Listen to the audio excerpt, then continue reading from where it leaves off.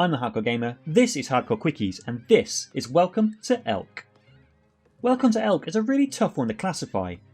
Officially, it's a digital-only, narrative-based adventure game featuring an ensemble of colourful characters, playing like some kind of weird hybrid of Animal Crossing, A Night in the Woods and WarioWare. It's also full of genuine true stories of heartbreak, loss and tragedy. It's quite the emotional rollercoaster, and not at all what it would first seem. Welcome to Elk was released in 2020 and developed and published by Triple Topping Games, an incredibly small indie studio based in Copenhagen, Denmark. Before I get too far in, I want to thank Triple Topping for supplying me with a review code for this game, but I do want to say that these are 100% my own honest thoughts and opinions about this weird, unique game. Also, there will be spoilers contained in this review too. I won't ruin the whole game, but I do go in depth on certain story elements, so be warned. How do I even start this review? Right. Okay. You play as Frigg, a young woman from Copenhagen who moves to the tiny island of Elk to work under a master carpenter. The game sees you meeting the other residents of the island, getting to know them better through a series of minigames, hearing their stories and trying to make friends. And you will. You'll rapidly find yourself becoming attached to their NPC characters throughout the admittedly short story, which, as you'll soon see, works almost too well. The game is presented with this jaunty, colourful art style, with the characters and interactive objects in the game world being brightly saturated and background objects shown as black and white ink drawings. The characters are designed in this very appealing, simplistic cartoony style, and there is a great sense of humour and fun in the environments and the hidden secrets. Characters move in this very bouncy, almost happy cutout animation style too, but these incredibly light-hearted, quirky design choices, as we'll come to, lull you into a false sense of security, and very much betray the narrative and content of the game. The music is equally as awesome, and sets the scene well, as it's basically all the audio in the game. There's no voice acting, and minimal sound effects here. The music on offer has a kind of folk punk feel, using Scandinavian instruments, and it's incredibly well implemented. Normal gameplay sees Frigg wake up, meet a character and partake in a daytime activity, usually a minigame or a visual novel style story presentation, along with opportunities to talk to and get to know the town's other residents, and an evening activity, which takes the form of a dream, loosely based on the story or activity from that day. Each morning a message in a bottle appears on your kitchen table, containing some form of the story from the previous day. It's reading these where it strikes you. These stories are real. The island and its inhabitants are all based on real people, and the events portrayed, the fun minigames or gut-wrenching story you just heard, are biographical.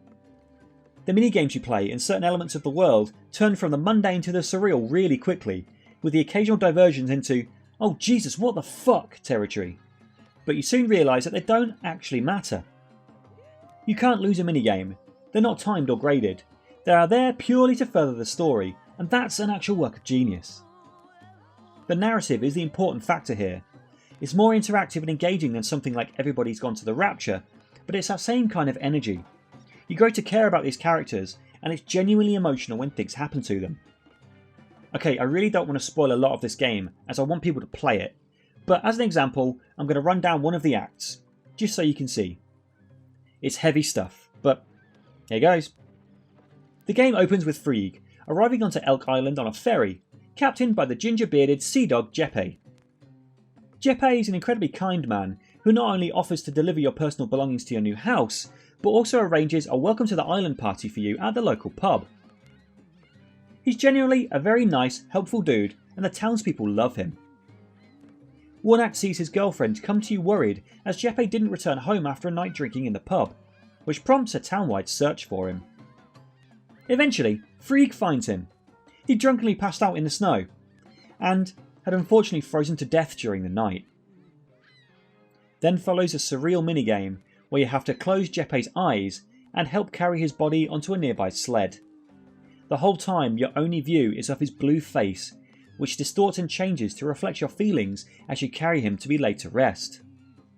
It's a haunting scene that really stayed with me for a while afterwards.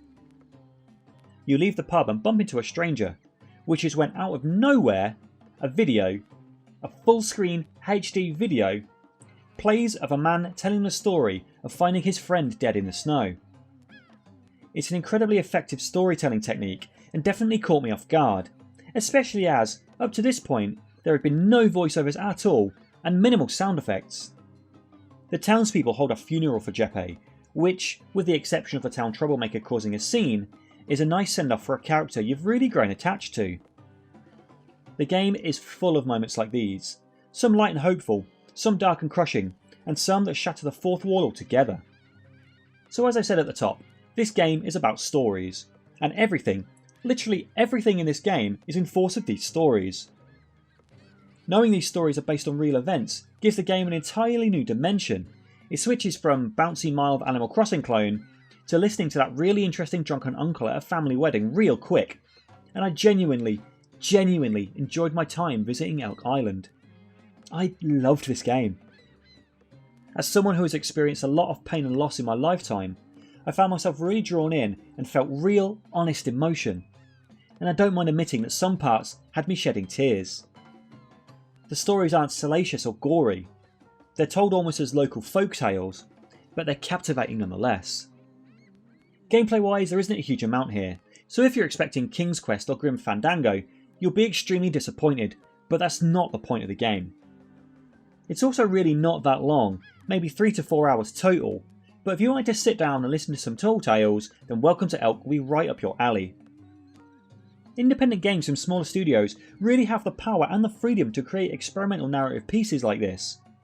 You'd never see anything like this from any AAA studio, and it's a testament to why I love indie games like this so much. Gaming can be so much more than prestiging on COD or surviving Fortnite. It can be about sharing experiences too. Welcome to Elk is available now on Xbox and Steam, and if anything I've said has piqued your interest, you should totally check it out. Personally, I can't wait for my next visit. Anyways, I've been the Hardcore Gamer. Join me next time for a much better video, but for now, you know what, I'm not even going to come with a witty ending. Just, please play this game. Bye! Hey folks, me again. I just want to say thank you for watching this video. I really loved Welcome to Elk, as you can probably tell, and please give it a go if you're able to. If you like this video, please hit that like button. Want to see more from me, please hit that subscribe button. I've got loads of cool stuff coming up, and I'm genuinely excited for you to see it. Anyways, thank you guys again for watching, and I'll catch you in the next one.